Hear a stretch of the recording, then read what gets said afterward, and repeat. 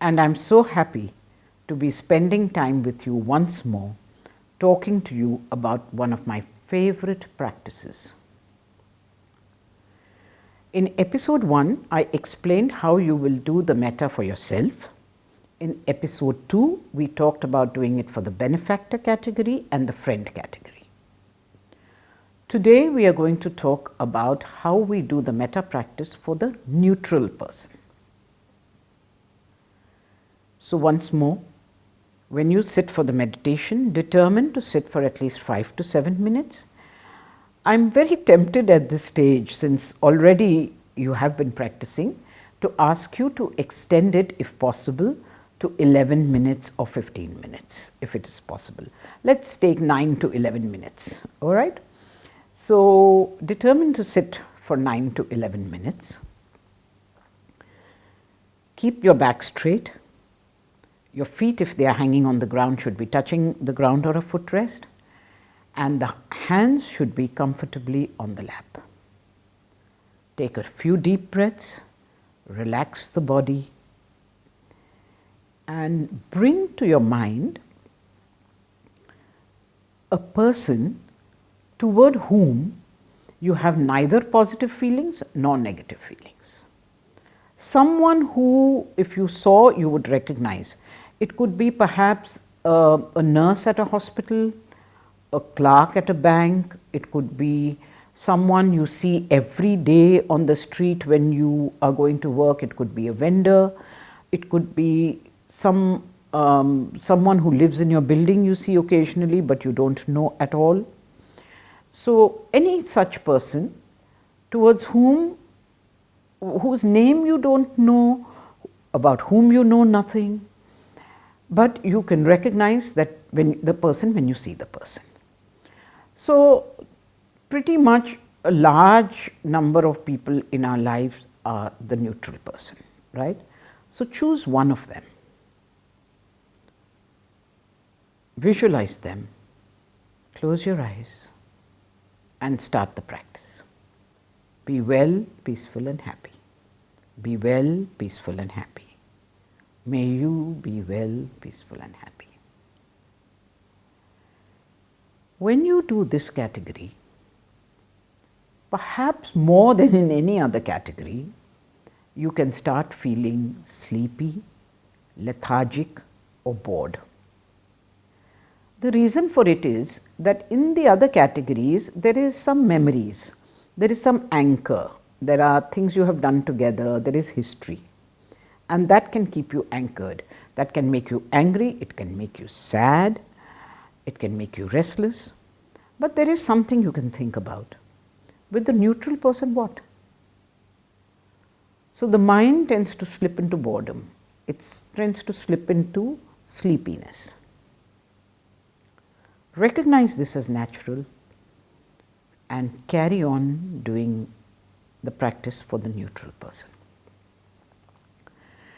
When I first started doing the loving kindness practices, the benefactor and the neutral person, these two categories I used to kind of skim over. I would do them briefly, I would feel they're not very important, and then I would focus more on myself, on the friend, and on the final category, which is the difficult person.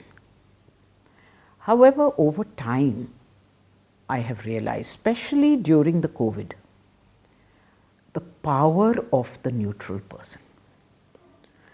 So during the COVID pandemic, my heart would really go out to the frontline workers, to the victims, to all the people who were suffering because of it. And I just didn't know first how to reach out to them.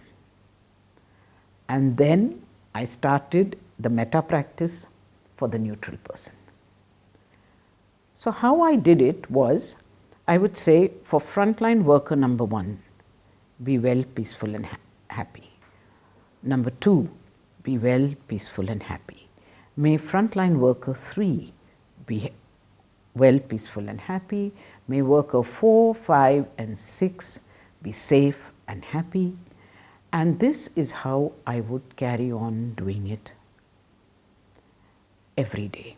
And at whatever number I stopped, initially when I started, I could just do maybe about 100, 120 a day. But as I picked up, I could do even 500 a day because I would keep doing it through the day.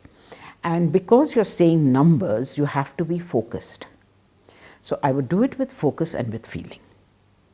And then I moved to those people who were the victims of the pandemic, those who had lost family members, those who had lost their livelihood or their jobs, those who had faced illnesses and rising medical bills, whatever.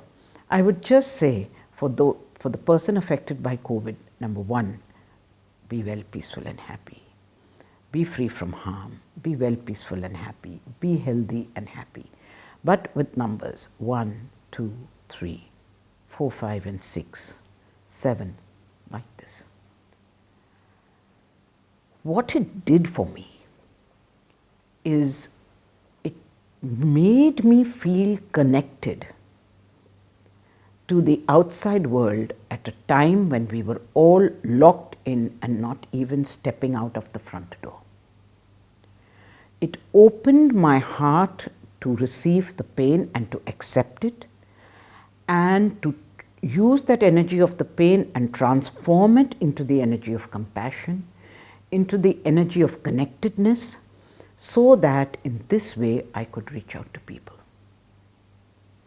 The end result of this has been that ever since I have been connected with a group called Live to Give, where on a daily basis we are reaching out to people who have difficulties in life, reaching to them things right from basic rations to extended medical help. And I truly believe that it was doing this practice sincerely and understanding that there is no neutral person. We are all connected. Your pain is my pain. My happiness can bring some joy in your life. So understanding the power of the neutral person, use these meditations to really extend and open your heart, so that when you step out of your front door, nobody is a stranger. Whoever you see, it's almost like you're carrying blessings in your fist.